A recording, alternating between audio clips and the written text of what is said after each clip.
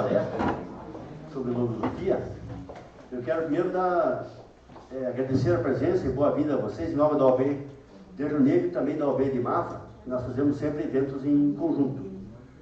E nós ficamos muito felizes porque há vários segmentos aqui da sociedade, não só advogados como estudantes, servidores públicos, servidores do judiciário. Nós temos a presença do juiz do trabalho, da vara do trabalho de Mafra também, de trabalhadores também. Então, para não me delongar, eu queria chamar aqui uma pessoa que vai fazer a apresentação do palestrante e também da Fundação Logosófica, que é o Ronei, que é o da Fundação Logosófica de Mafra. Tá bom? Então, muito obrigado a todos aí pela presença.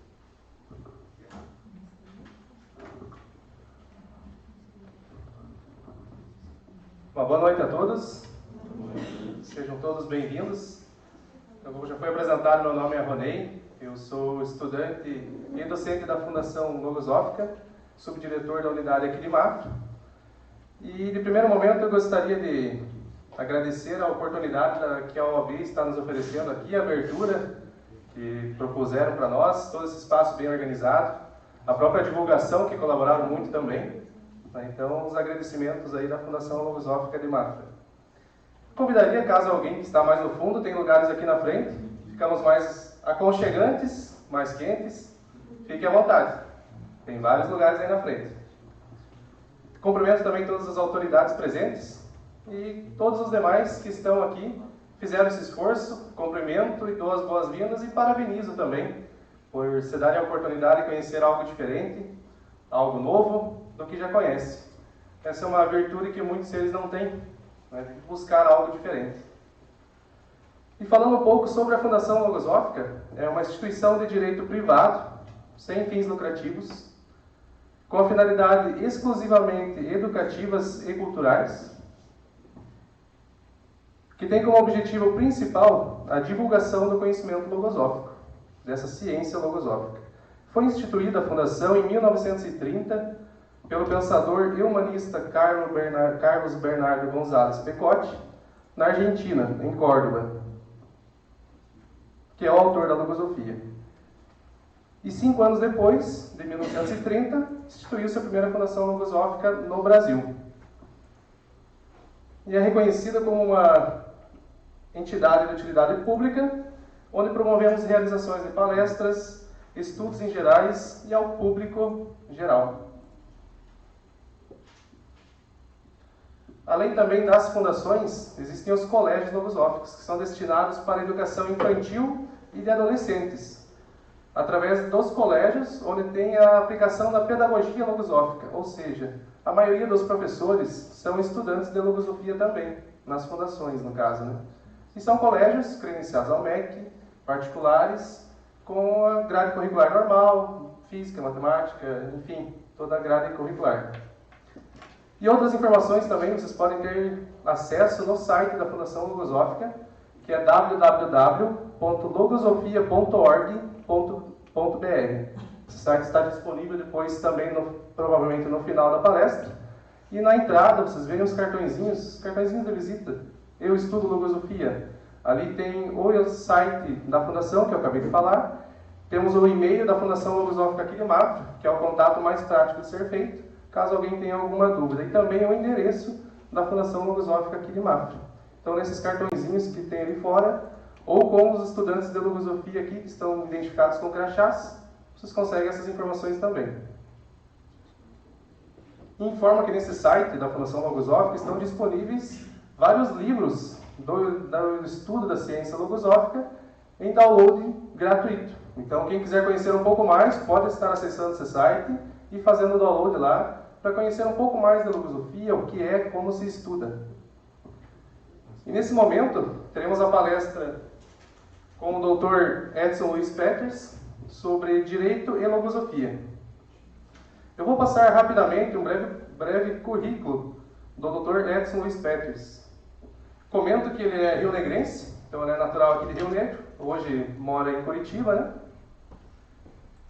Ele é formado em bacharel em Direito pela Universidade Federal do Paraná, especialista em Filosofia da Educação pela PUC do Paraná, mestre em Relações Sociais pela Universidade Federal do Paraná, doutor em Direito do Estado, também pela Universidade Federal do Paraná, e procurador de Justiça do Ministério Público do Paraná desde 1989.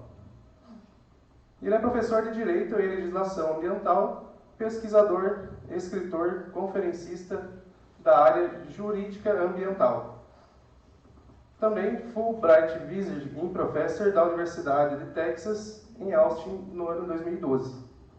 E também, não menos importante, estudante e docente da Fundação Logosófica de Curitiba. Então teremos hoje uma grande oportunidade de ter esse ilustre ser para nos compartilhar um pouco do conhecimento, do que ele já tem aprendido, do trabalho que ele vem realizando, tanto profissional, junto com os estudos logosóficos. Inclusive, o tema da palestra tem um livro, o qual está disponível para comercialização aqui, para venda, no valor de R$20. E esse livro é sem fins lucrativos. Todo o recurso vindo desse livro será direcionado para a construção do Colégio Logosófico em Curitiba. Então fica bem esclarecido e está disponível aqui depois ali na portaria, na porta, né? E no final eu trago também mais algumas informações no fichamento. E sobre as perguntas, complementos, alguém queira fazer algum questionamento, enfim, uma participação, fica reservado no final, num espaço no final da palestra, onde serão esclarecidos. Certo? Então, boa palestra a todos. Dr. Edson.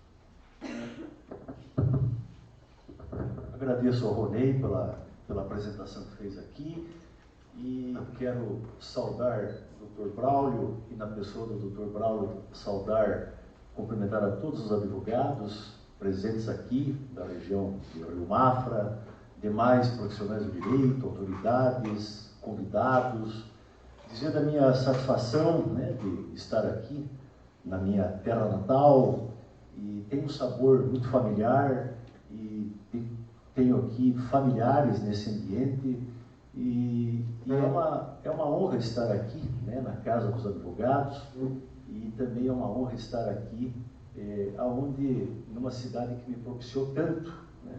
Aqui eu aprendi, estudei, aqui eu fui alfabetizado, aqui eu vivi minha infância, minha adolescência, passei lá pelo Colégio Barão de Antonina, Caetano Munhoz da Rocha, depois, na fase final já, pelo Colégio Agrícola, Isímaco Ferreira da Costa, que tem aqui da minha turma um representante que me deixou particularmente satisfeito, né, em encontrá-lo aqui, companheiro Wilson Staido, né, da minha turma, e esse ano vamos celebrar 40 anos de conclusão desse curso de técnico em agropecuária.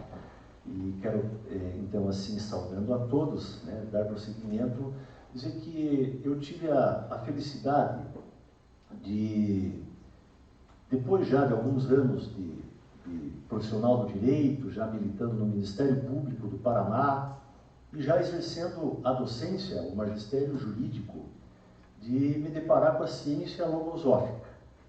E a partir de então, eu fui fazendo algumas correlações, algumas conexões, porque tem um tópico da logosofia que são as leis universais. Então, quando eu, né, tomei contato com esse tópico das leis universais, claro que foi automático, né, começar a relacionar a minha ciência jurídica, o meu conhecimento jurídico, aquilo que eu já tinha aprendido e praticado, estava praticando, com essa ciência que é nova para mim e, na verdade, nova para a humanidade.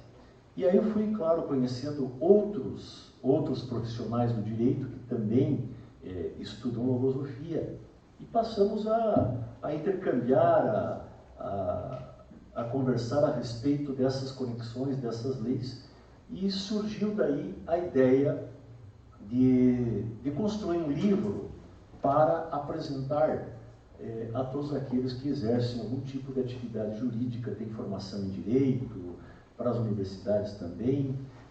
Então nós estamos aqui lançando este livro de filosofia, que é um livro que tem esse propósito, de levar a todos os participantes da área jurídica a palavra logosófica aqui sintetizada em alguns artigos, e são 7 artigos no total aqui. Tem um prefácio de um advogado do Rio de Janeiro, que também é estudante de logosofia, e tem aqui a palavra do autor da logosofia, que trata, num dos artigos, sobre a origem do direito humano, e no outro dos artigos sobre o direito universal.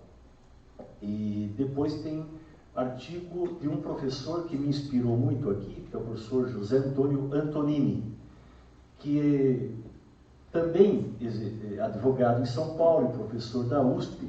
Ele foi relacionando o direito, a ciência jurídica, as leis humanas com as leis universais, o direito com a logosofia. E ele apresentou uma palestra numa faculdade do sul de Minas, que tem esse nome, Faculdade de Direito do Sul de Minas, e, se não me falha a memória, na cidade de Pouso Alegre, e ele apresentou lá uma aula inaugural. Ele me inspira, esse professor. Essa aula inaugural dele virou um artigo, foi publicado na Revista Mineira, a Revista Jurídica Mineira, e depois virou repositório até do Supremo Tribunal Federal. Então, mesmo aqueles que não são da área jurídica, eu espero que aproveitem esse momento que vamos estar aqui nos dando o direito de pensar diferente, de pensar em algo que se relaciona à vida, se relaciona à mente, e todos nós, quem trabalha com direito, trabalha essencialmente com atividade mental, intelectual, e eventualmente uma atividade espiritual, porque nós somos criadores também, nós criamos, escrevemos, quem escreve cria também. Quando nós exercemos essa atividade criativa, por certo nós estamos exercendo não apenas uma atividade mental, intelectual, mas na concepção logosófica, quando nós pensamos, nós temos a capacidade de criar também, criar soluções, porque o nosso papel diante dos conflitos que se apresentam, seja para o advogado, para o juiz, para o promotor, nós temos esse papel de criar soluções. E soluções novas, porque os problemas também se renovam. Há problemas que não haviam em pouco tempo atrás, em poucos anos atrás, que nós temos hoje relacionados à internet, por exemplo. Relacionado a vazamento de mensagens trocadas por diferentes canais, por diferentes mídias e redes sociais, que de repente vêm à tona e provocam tumultos, provocam conflitos. Então eu vou primeiro aqui trazer um breve conceito de logosofia, uma breve definição de logosofia, e abrindo um parênteses aqui, eu quero agradecer os estudantes de logosofia aqui da região de Rio Negro, de Mafra. A escola está em Mafra, temos um centro de estudos em Mafra, mas há estudantes aqui da região de Rio Negro, de Mafra, e que organizaram, junto com a OAB de Rio Negro e apoio de Mafra, essa atividade de hoje.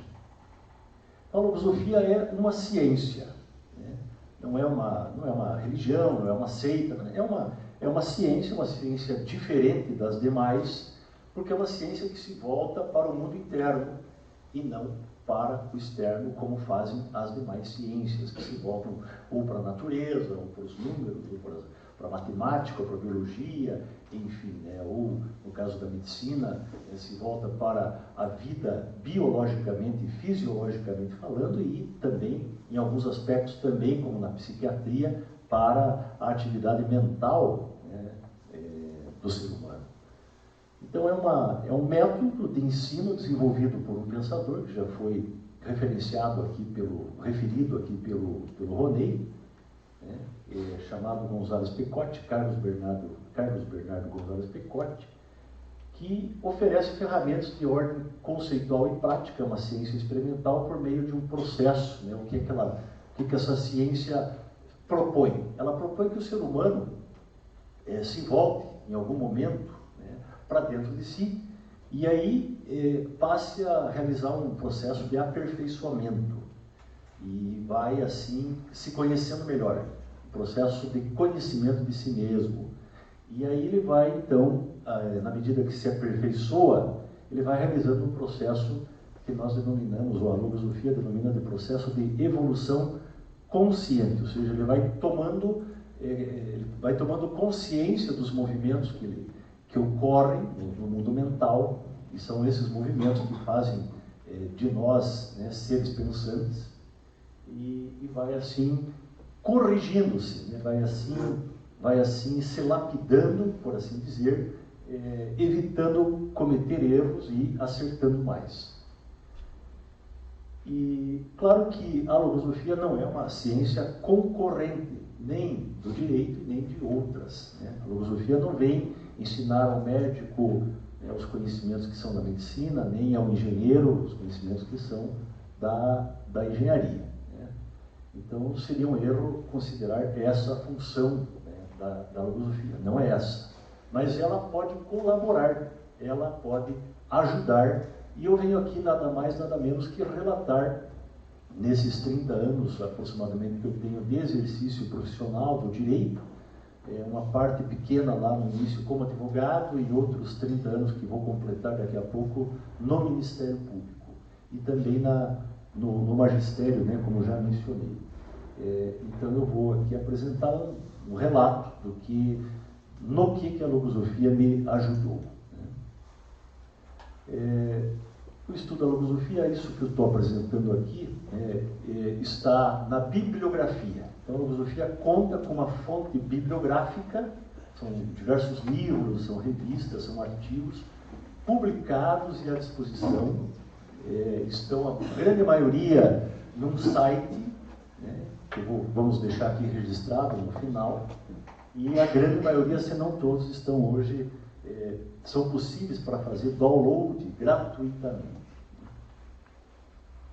Esse estudo constitui um auxiliar, né, não somente para graduados, né, mas para quem exerce as profissões na área da indústria, da empresa, enfim, né, em todas as atividades na qual a mente exerça esse papel, desempenhe esse papel, né, importante, o uso das faculdades mentais, os recursos internos do ser, sejam determinantes para o êxito ou fracasso da profissão ou da atividade que realize. E neste livro chamado Introdução ao Conhecimento Logosófico, tem esse pequeno trecho, né, na página 46 lá, a logosofia encarna uma ciência que é auxiliar de todas as demais, bem como de tudo quanto o entendimento humano possa compreender. Então é uma ciência que coopera, que colabora com o ser nos mais diversos aspectos. E também, e eu vou, digamos assim, dar destaque aqui a esse aspecto profissional do campo jurídico. No que a logosofia me ajudou? Há um conceito, uma definição de pensamento, que lá no começo me chamou muito a atenção,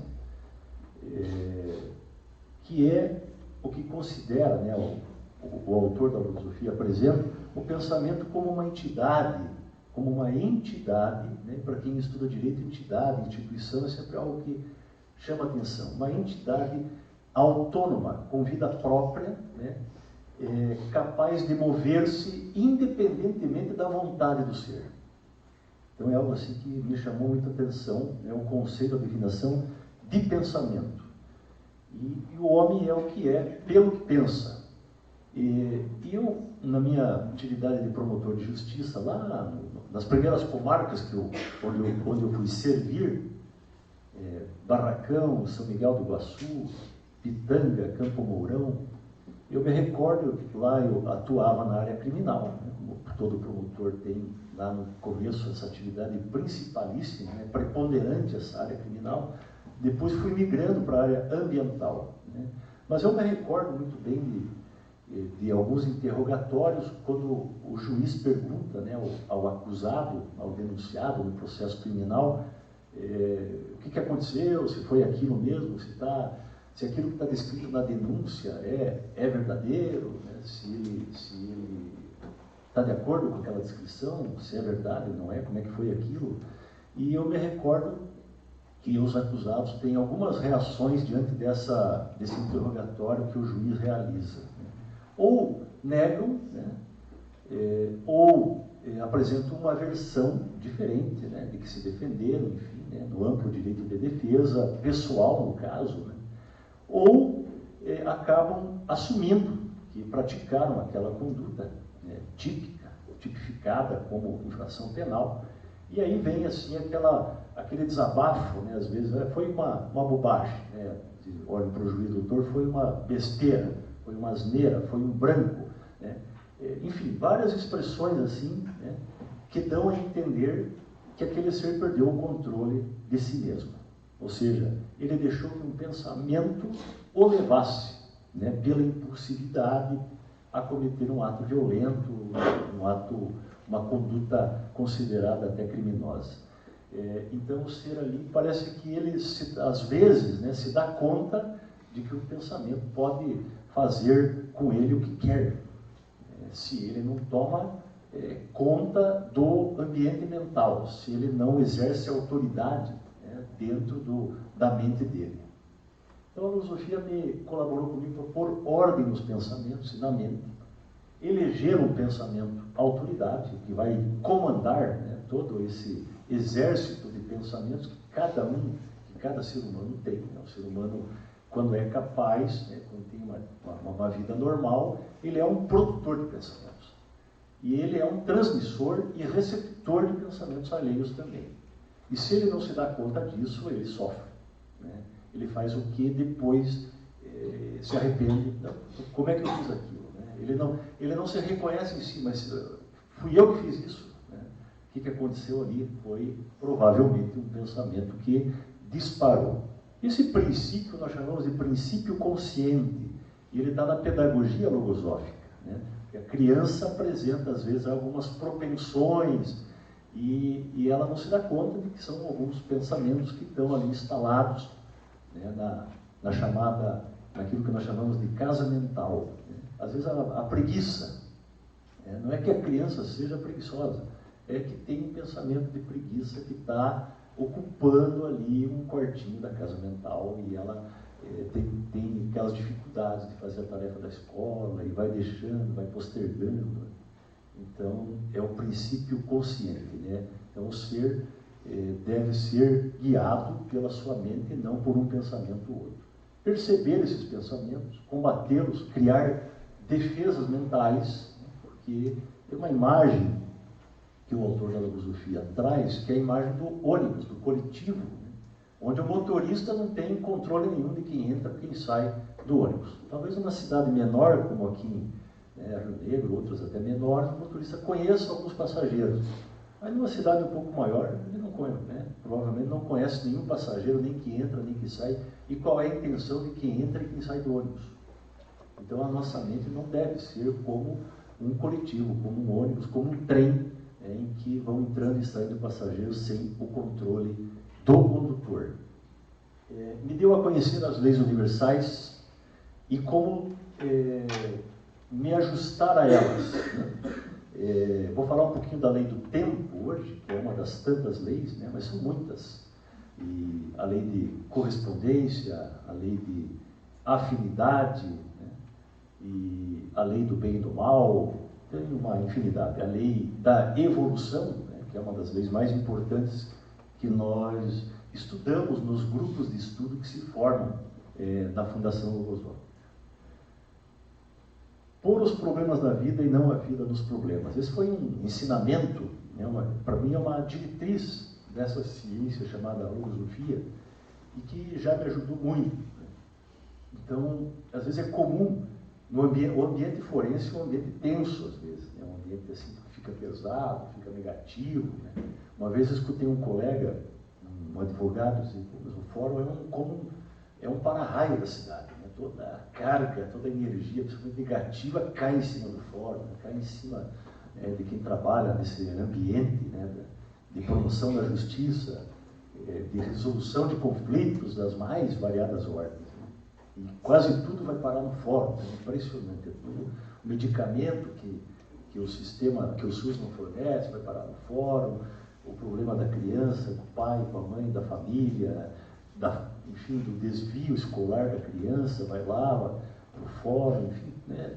É uma gama, né, de situações que envolve o idoso, que envolve a saúde pública, a segurança pública, que envolve a infância, a juventude, que envolve a família, que envolve negócio, comércio, falência, inventário, sucessão, tudo. Então, realmente, a nossa carga de conflitos, né, aumentou substancialmente e qualitativamente. Né? Tem conflitos muito qualificados, muito técnicos. Né? Na área ambiental, o problema da poluição virou um problema de lei, de justiça e de polícia, e temos que resolver a situação do poluidor e a recuperação do dano lá no fórum. Então, é uma gama, né, envolvendo consumidores, então é uma gama nova envolvendo internet, enfim. Conhecer a lei do tempo e saber que a prece é a negação do tempo. Então, quando eu tomei contato com esse ensinamento da prece e a negação do tempo, eu fiquei bastante tempo refletindo. Né? E nós sofremos uma pressão contínua, né? Quem trabalha na área jurídica, não só quem trabalha, né? Mas quem trabalha vive isso no dia a dia. Né? Pressão é prazo, tudo tem prazo. E corre para lá, e corre para cá, e, enfim, intima aqui, notifica lá, e responde aqui, e recorre para lá, embarga daqui. Tudo isso, né, dentro de um prazo, e tudo isso vai acumulando-se, né, lá nos escaninhos, né, que é uma palavra bem típica do mundo do fórum, dos armários, nas mesas. Hoje menos, né, hoje se acumula na caixa do e-mail, na caixa do sistema de acompanhamento eletrônico de processos, né, mas se acumula lá. E tem tempo para resolver, e a coisa parece que despacha 2, sentencia 3, vem 4... peticiona num, tem mais 2 parados esperando, e assim vai. E viver mais consciente. E ali tem uma história de pensamento pensado, né, que é algo assim que nós, no ambiente da Fundação, nós procuramos atuar dessa forma. Né? Temos algo para amanhã, para a semana que vem, então vamos tentar chegar lá com o pensamento pensado. Então isso vai afastando o improviso. Porque se eu deixar para que naquele momento da reunião, naquele momento da audiência, ali se leia, se recorde, se relembre, se recapitule, se ouçam as partes, o que cada um está pedindo e demandando e tal, só para recordar tudo isso, né? Só para trazer à tona qual que é o problema ali, já se vai meia hora, ou quando no mínimo, né? Ou mais. E depois para buscar equacionar as propostas de encaminhamento, de composição, de conciliação, vai um outro tanto tempo. Então, se nós conseguirmos nos antecipar, né, nós temos um ganho importante. Isso me fez ganhar realmente muito tempo nas diversas audiências e atividades que eu participo e participei nos últimos anos e décadas em fórum e atualmente no tribunal. O que mais pressiona, né, fiquei me perguntando, né, já trazendo agora bem para o campo profissional, pedindo permissão àqueles que não atuam diretamente, né, na área jurídica e processual, mas tem noção, né, tem assim, sempre uma ideia do que ocorre, seja pelo cinema, pela televisão, pelo jornal, ou por ter contato com profissionais, né, do direito. O que mais pressiona o profissional do direito? Talvez seja o tempo. Assim, a mim parece que é o tempo. O atropelo de prazos, acúmulo de processos, enfim. Né? E para a filosofia, o que é o tempo? O tempo é uma lei universal. E o tempo é vida. Né? A filosofia tem uma afirmação de que o tempo é a essência oculta da vida.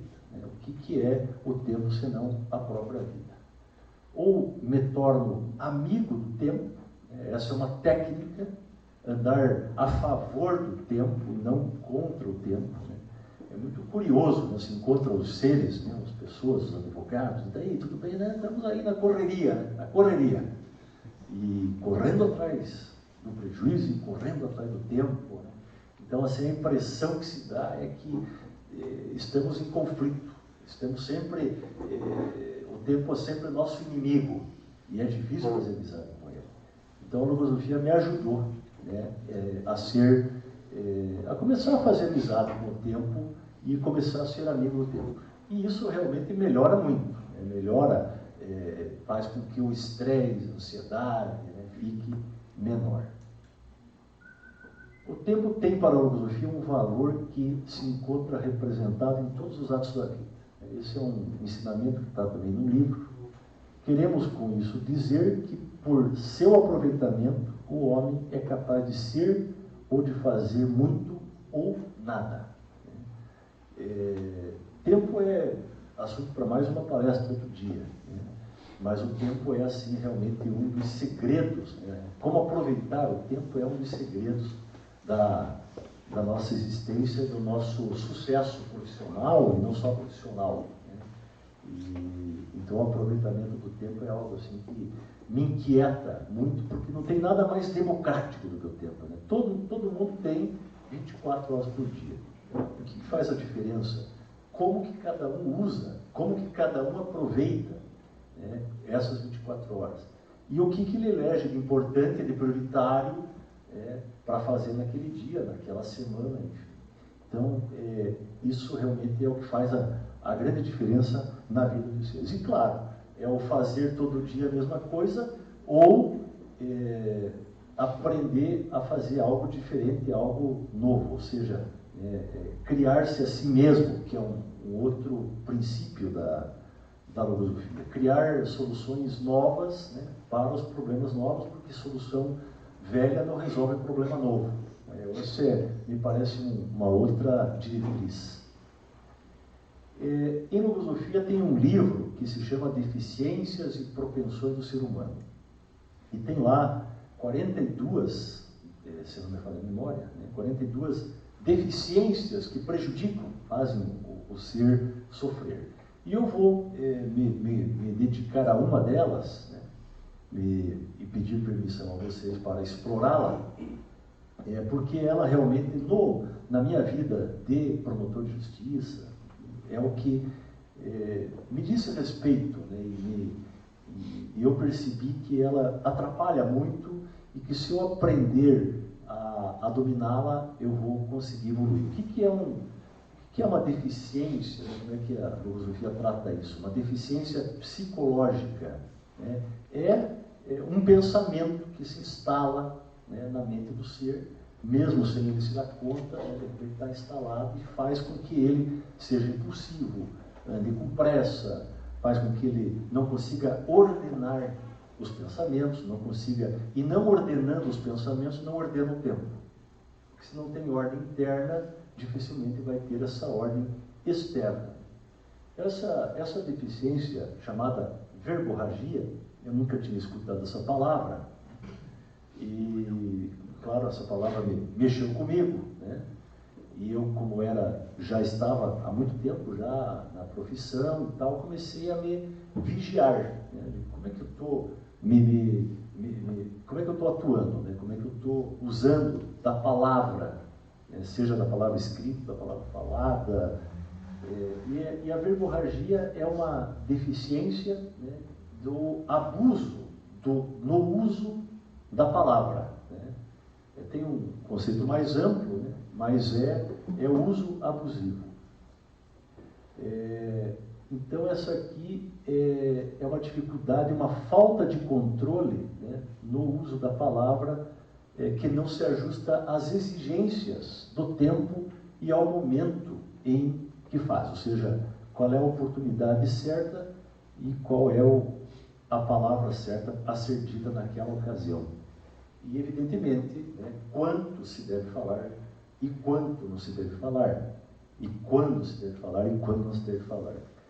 E quem sofre com essa deficiência, né, muitas vezes não se dá conta, mas ele não considera as energias que malgasta, nem o tempo que perde, e menos ainda considera o que faz os demais perder. Vamos aprofundar, ir um pouquinho mais, né, nessa característica negativa, né, da mente humana, que, digamos assim, tem para mim algumas implicações diretas no exercício profissional nosso, né, de cada dia, de promotor, de juiz, de advogado, de delegado, de procurador, enfim, né? Para a filosofia, a verdade é natural e a mentira é artificial. Então, para trazer a verdade, para apresentar um fato que é verdadeiro e portanto, é natural, não há que se criar, né? Não há necessidade de grande poder de argumentação e de se alongar. Então, digamos assim, toda peça, né? Toda petição, toda denúncia, enfim, do promotor, petição do advogado, do procurador, enfim, que começa a ser prolixa, né? Uma palavra que é uma palavra curiosa essa, né? O ser prolixo, ser prolixa, ou seja, que escreve demais ou tem que falar demais para apresentar, para dizer, para argumentar ou para defender uma tese, ela tende ao artificialismo, e o artificialismo tende à não verdade ou tende à mentira. Claro, né, no âmbito do processo criminal, talvez isso seja mais aplicável do que em outros âmbitos, mas onde o princípio é da busca da verdade real, né, diferente um pouco dos demais, onde se busca uma verdade meramente formal, né? Mas aqui eu constatei, né, em várias situações que quando tem que forçar, exagerar na linguagem, né, começa a dar esse sentido de artificialidade. Essa prolixidade, né, na escrita ou na fala, ela leva a uma indisposição. Leva a uma indisposição da outra parte, do outro advogado, dos demais, do juiz, do promotor, dos colaboradores, né? Aqui temos, parece que, servidores do judiciário, né, que estão aqui hoje. Então, leva uma indisposição, né? Se não de todos, né, da grande maioria. Parece que está se tentando ali, né, criar algo que se distancia da verdade. Quem escreve demais acaba prejudicando o interesse, às vezes do próprio cliente, porque quem vive hoje na vida forense, né, quem convive com magistrados, com procuradores, enfim, com outros profissionais também do direito, ele percebe que quando se bate o olho, tem uma petição de 80, 120 páginas, né, não há juiz que leia isso, não há promotor que leia isso, não há procurador de justiça que leia isso, né? Você pede para um assessor, às vezes um estagiário, alguém, olha, faz um relatóriozinho aí, faz uma síntese disso, faz um resumo para mim, porque não tem como, né? Então, quando nós escrevemos demais, e eu vivo me corrigindo nisso, né, lógico que tem uma medida, né, também, né, mas é preciso cuidar com isso, né, porque são muitos os casos e processos e conflitos no fórum e no tribunal, então nós precisamos exercer cada vez mais essa habilidade da síntese. Eu vou me dedicar um pouquinho à síntese. O que é síntese para a filosofia também? Mas é um exercício diário, né, de expressar cada vez com mais clareza e objetividade o pensar e o sentir, né? Isso é um exercício espiritual. Vou tentar demonstrar, evidenciar por que isto é um exercício espiritual. Consequências dessa verborragia, né, dessa tendência ou dessa propensão de escrever além do necessário, de escrever exageradamente, abusivamente, né? Falta de respeito e consideração, se alongar abusivamente nas petições e menosprezo ao tempo do juiz e dos demais que trabalham no fórum. Então dá a impressão, né, às vezes nós temos a impressão de que alguns ganham por página escrita, né? Não sei se tem clientes que pagam por página, né? Eu no contrato eu ainda não vi isso, né? Mas dá a impressão que às vezes que o advogado, enfim, o profissional que está exercendo, né, esse direito sagrado ou defendendo do outro lado, que ele está ganhando por página. Não é possível, né? E depois do copiar e colar, depois da internet, a situação se agravou. E quanto geralmente se aproveita dos autos? Aqui eu fiz um exercício, alguns que estão aqui já escutaram fazer esse relato. Eu gosto muito de trabalhar com estagiários, sempre trabalhei. Hoje eu tenho uma assessora, uma estagiária, é minha equipe. Mas sempre que eu trabalho, chega um estagiário mais novo, né, estagiário de graduação, hoje eu tenho um estagiário de pós-graduação, eu proponho um exercício. Propunha no tempo do processo de papel, que hoje é minoria, e continuo propondo agora no processo eletrônico. Veja quantas páginas tem quantas folhas tem esses autos aí. Esta ação, esse recurso, enfim, essa apelação. E aí é muito fácil contar, né? Vai lá na última página, já está numerada a folha. E agora tente, né? Proponho aos meus estagiários sempre isso, tente ver aí quanto é necessário para resolver, para oferecer um bom parecer, para que o juiz possa julgar isso, resolver essa questão aí, quanto por cento do que está no processo é realmente importante e necessário e quanto seria dispensável.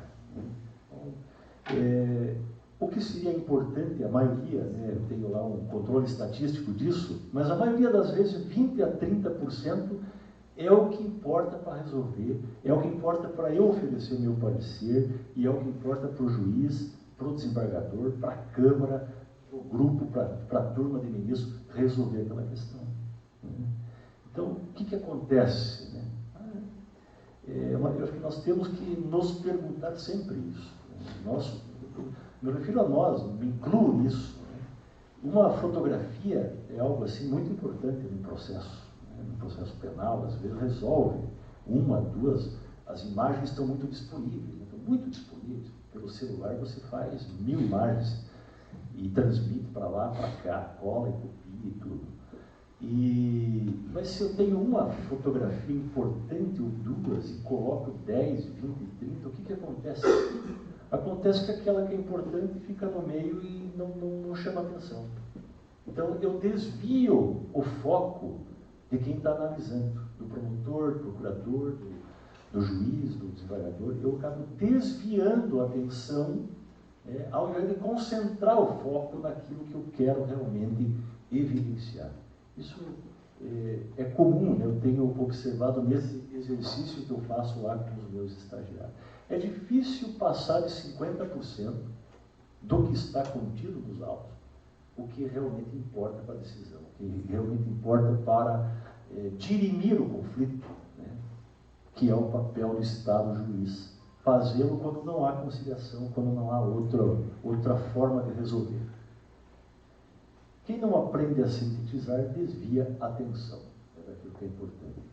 O recurso, né, copiar e colar, já comentei, de trechos doutrinários vezes, tem causado muita discussão. Eu convivo, né, no dia a dia com desembargadores no tribunal e eles estão constantemente reclamando e se indignando, né, com essas petições demasiadamente longas e que usam esse recurso de copiar e colar, que é um menosprezo, né? Quando, tudo bem, uma citação doutrinária, às vezes realmente faz diferença na qualidade da peça, né? Uma boa emenda, 2 emendas do Superior Tribunal, do STJ, uma emenda do Supremo Tribunal, é realmente importante. Agora, 10 páginas de emenda, 10 páginas de citação doutrinária, uma petição de 40, de 50, né? Então começa a ficar um trabalho que, ao invés de valorizar a nossa profissão, deprecia, desvaloriza. Então, isso é algo que eu tenho aprendido, é um exercício, e a logosofia, nesse aspecto, tem me ensinado. A busca da concisão. Peguei um fragmento de um livro, né, que é um livro que eu já mencionei aqui, chamado Deficiências e Propensões do Ser Humano, na página 123. Feito isso, recorra à concisão como antideficiência. Então, antideficiência para a logosofia é um pensamento que você vai desenvolvendo para se contrapor ao pensamento da deficiência. Então, a concisão é o outro lado, é o contraposto da verborragia. Então, na medida que eu vou ficando mais conciso, exercendo a concisão, eu vou diminuindo a força do pensamento verborrágico e vou ficando mais sintético. Alertado por ela, pela concisão, procure falar menos e pensar mais, recordando que o excesso de palavras soa vazio e que ninguém leva a sério a quem fala muito. Se alguma vez diz algo importante, corre o risco de passar despercebido. Aquele ser, que muitas vezes nós conhecemos, nos deparamos, em algum momento da vida, às vezes até convivemos, ele fala tanto que quando ele fala algo importante passa despercebido. O poder da síntese. Então, a brincadeira que nós fazemos é que tem muito curso de oratória e pouco curso de escutatória. Então, muitas demandas vão a juízo porque as pessoas não se escutam. Todo mundo quer falar, todo mundo tem razão, não se entende, ninguém escuta, não é capaz, perdeu a habilidade de escutar. E não é perder a habilidade aquela lá do fonoaudiólogo, que agora tem aparelho sofisticadíssimo, para quem perde esse sentido da audição do ponto de vista fisiológico. Não estou falando desta surdez fisiológica, estou falando de uma outra surdez, que é uma surdez espiritual, no sentido mais profundo do termo, sem ligar nenhuma religião. Então, como os seres perderam e não fazem curso de escutatória, acabam lá no fórum. E lá, pela primeira vez, numa audiência, às vezes acontece, um consegue escutar o outro. Quando um consegue escutar o outro, o problema fica resolvido. Às vezes é uma questão assim.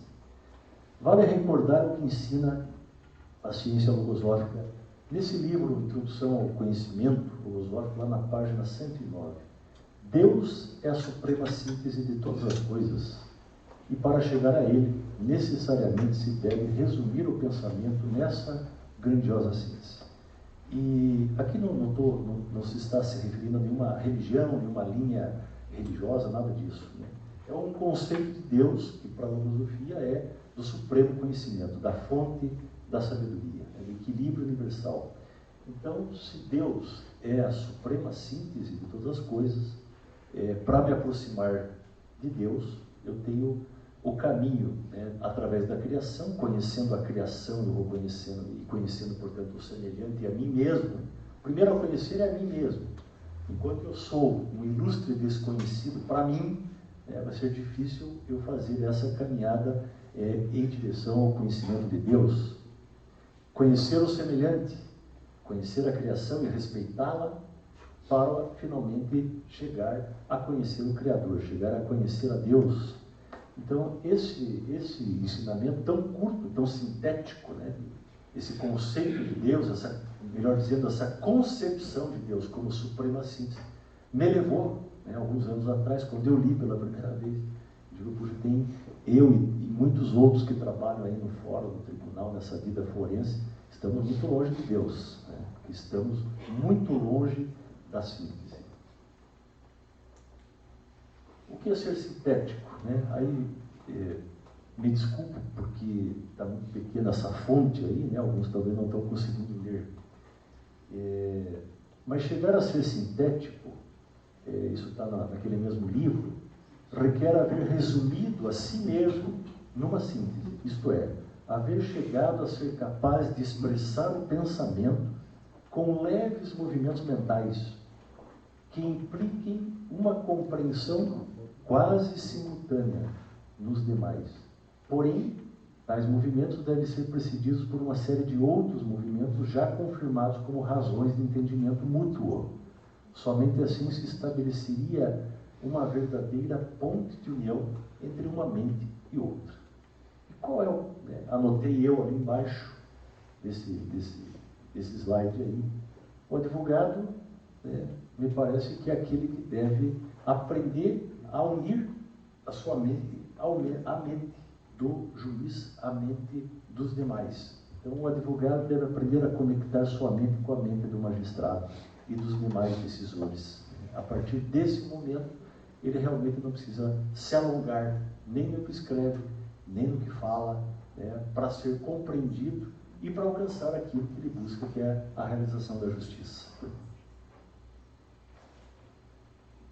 E o remédio contra a pressão do tempo também, né, muitas das vezes, está na síntese. Né? Então, quando nós desenvolvemos a síntese, ela se transforma num poder. É o poder da síntese. Há um artigo nesse livro aqui, se não me falha a memória, é o último artigo, Razão, Síntese e Poder. Então, quando nós passamos a exercer a síntese, nós passamos a exercer um poder. Alguns profissionais são verborrágicos e assim prejudicam os interesses dos clientes, pois quanto mais se escreve, menor a chance de ser lido. Não sei se todos já tinham pensado nisso. Quanto mais se escreve, menor a chance de ser lido. Geralmente, é claro que eu não estou de acordo com essa prática, eu não consinto com essa prática, mas é muito comum o juiz olha a primeira página e a última, porque ele não tem mais paciência e tolerância para ler 40, 50, 80 páginas que estão entre a primeira e a última página. E compreendido na causa, a chance de ser lido, e se não for lido, né, dificulta realmente. Né? Então, já aconteceu comigo, e provavelmente com muitos que estão aqui hoje, né, de chegar lá no tribunal, na Câmara, e você percebe, diante da sustentação oral do advogado, que o desembargador relator, que o ministro relator, não leu como deveria fazê-lo, né, as razões de recurso, nem as contra-razões e nem as peças fundamentais, né, daqueles autos. Lamentavelmente, alguém leu por ele, alguém resolveu por ele, né, então ele deveria ter lido, claro, né, mas por outro lado, até que ponto nós, né, temos o direito de escrever tanto às vezes, né, e exigir que se leia tudo que nós escrevemos e que se escute tudo que nós falamos. A verdade é natural, clara e sintética. Quando eu trago aqui conceitos, né, como verdade e mentira, é claro que não estou partindo aqui para o maniqueísmo, né, ou está num extremo, ou está no outro. É claro que existem ponderações que devem ser feitas. E quando o direito brasileiro, às vezes, bebe do direito norte-americano, né, e de outros sistemas de direito, se percebe que, às vezes, a nossa origem latina realmente prejudica a clareza e a objetividade do nosso trabalho. Melhorar a escrita para que se ofereça imagem clara do pensar. Né? E será bom considerar aqui um outro pedacinho de um livro de filosofia, e será bom considerar, por outra parte, que se o próprio juízo não se viu satisfeito ao apreciar o resultado do trabalho. Então, quando nós escrevemos, devemos ser os primeiros leitores. Mas não é bom que só os nossos olhos e a nossa mente leiam. É importante que outro colega do escritório leia. Esse exercício é muito interessante. Será bom considerar que se o próprio juízo não se viu satisfeito ao apreciar o resultado do trabalho, o juízo dos demais, mesmo sem ser mais exigente, adotará, caso intervenha, a mesma atitude toda vez que o escrito não tenha sido melhorado, de modo a oferecer uma imagem clara, acabada do pensamento. Né? Então, vamos nós, né, que escrevemos, fazer o bom rascunho, né, depois partir para a imagem final dessa petição, dessa peça. Esse livro, Filosofia, Ciência e Método, que traz esse ensinamento da página 124. Pois, indubitável que, ao avaliar os valores do trabalho de interpretação por escrito, será preciso considerar a importância de seu aperfeiçoamento, não só ante o próprio juízo, mas também ante o juízo alheio. Então, cada dia eu preciso escrever melhor. O que é escrever melhor? É expressar cada vez de forma mais clara, objetiva, né, o pensamento para o juízo alheio. E é algo assim que, uma vez um Eu fui estagiário e o advogado que me supervisionou me disse, olha, não esqueça que você escreve para os outros. Né? Você não escreve para você mesmo, você escreve para os demais. Então, pense sempre nisso. Um outro artigo deste livro é o direito de pensar. E para mim também foi uma surpresa boa. Eu cursei a Escola de Direito, Faculdade de Direito, lá em Curitiba, fiz mestrado, fiz doutorado, fiz uma especialização, enfim, vários cursos. Eu nunca tinha ouvido falar no direito de pensar.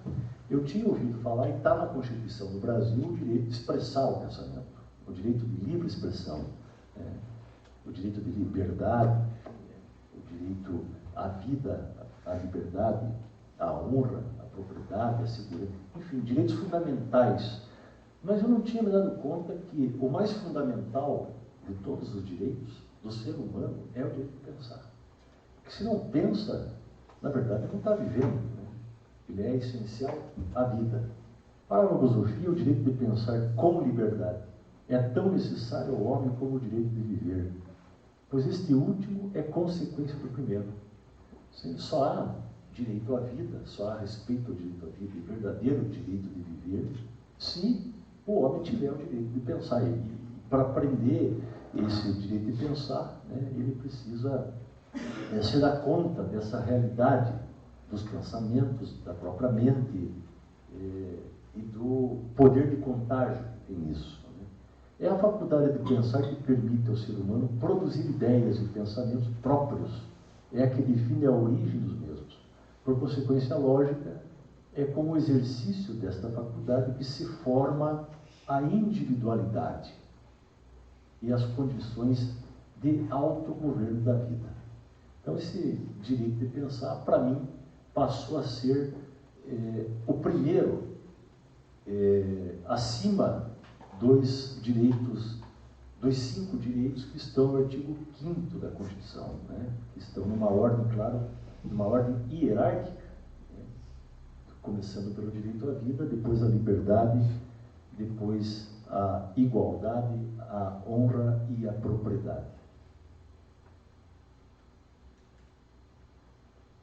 E esse direito de pensar na vida forense, né, ele se expressa pela criação.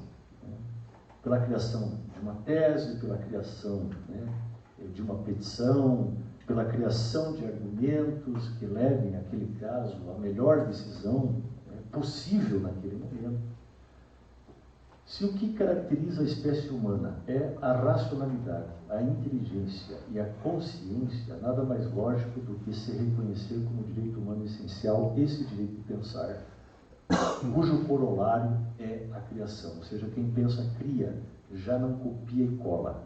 E isso é, assim, algo que dignifica, né, no meu pensar, a atividade da advocacia. Né? A criação de uma tese, o desenvolvimento, né, de argumentos, enfim, né, que nós vamos aprendendo e vamos conquistando. E para quem quer saber mais sobre a logosofia, nós temos um site de caráter nacional no Brasil. A logosofia está em diversos estados, né, que é o www.logosofia.org.br, ou mantenha contato com o das sedes. Aqui em Mafra, a Fundação Logosófica está na rua Lino Siqueira, número 15. Né? O e-mail é mafra_sc@logosofia.org.br. Grato por me escutar.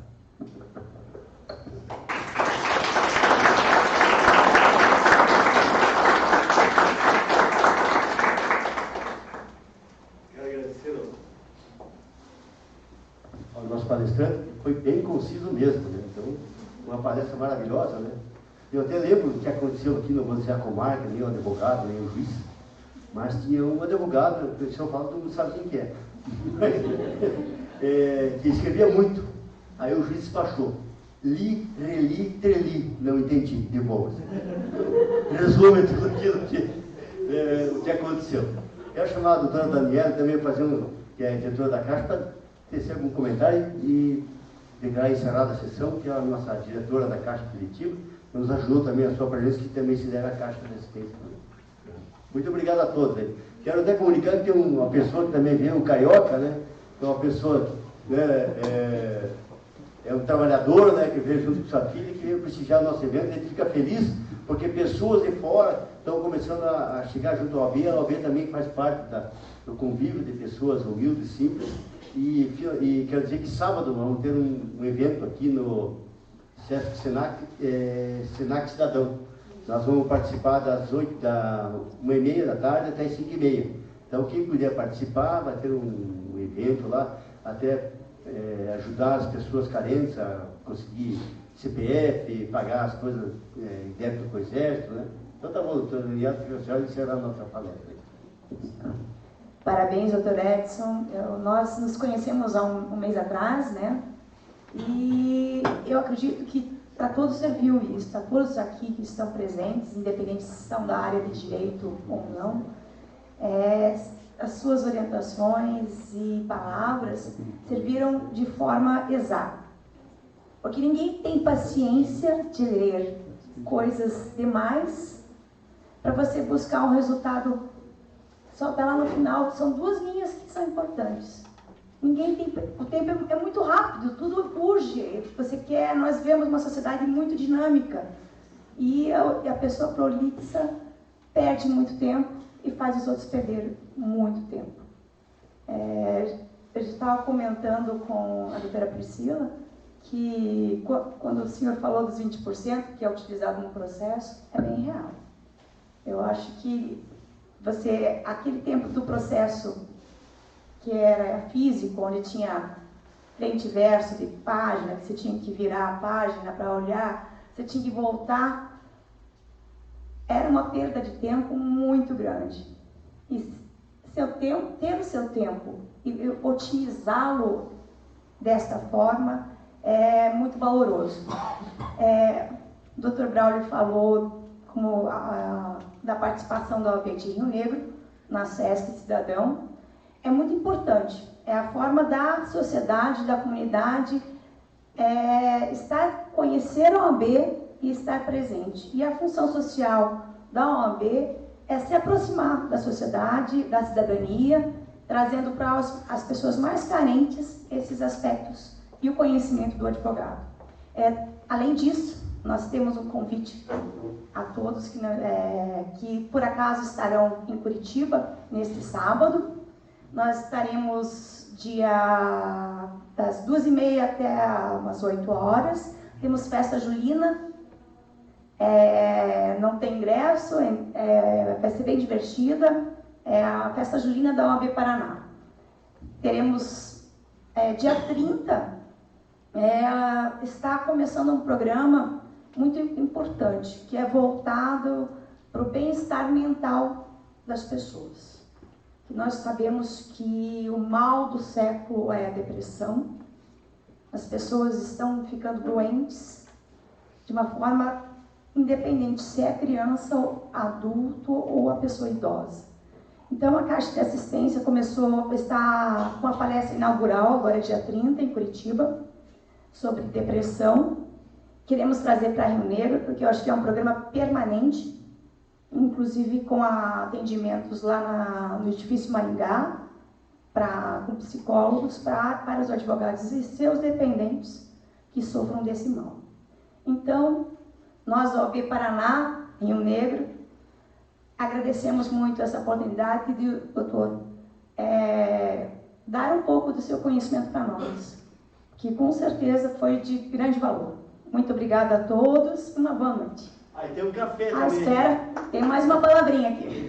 Tem um café, vai ser servido aqui no pequeno café, eu digo ele, pessoal. Isso mesmo, era justamente sobre isso. Gostaria de anunciar o café. Inclusive, se alguém ficou com alguma dúvida, quer fazer algum comentário, conversar diretamente com o Dr. Edson, fique à vontade no café, para estar aproveitando. E informo também, caso alguém tenha interesse em conhecer um pouco mais sobre a logosofia, a Fundação Logosófica aqui em Mafra, como todas, oferecem cursos gratuitos de informação, ou seja, eu quero conhecer mais sobre a logosofia. Então, até na saída também tem fichas, caso alguém tenha interesse, pode estar preenchendo a ficha com algumas informações básicas e contato, e na sequência receberão aí um retorno para agendamento desses cursos gratuitos de informação para conhecer um pouco mais sobre a logosopia, sobre essa ciência tão bacana de ser estudada como foi apresentado aqui. Então, muito obrigado e uma boa noite a todos mais uma vez.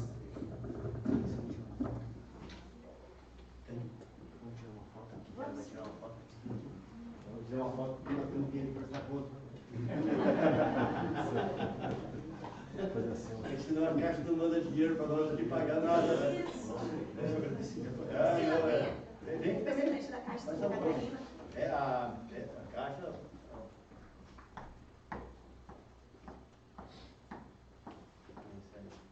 Foi muito boa a palestra, sabe?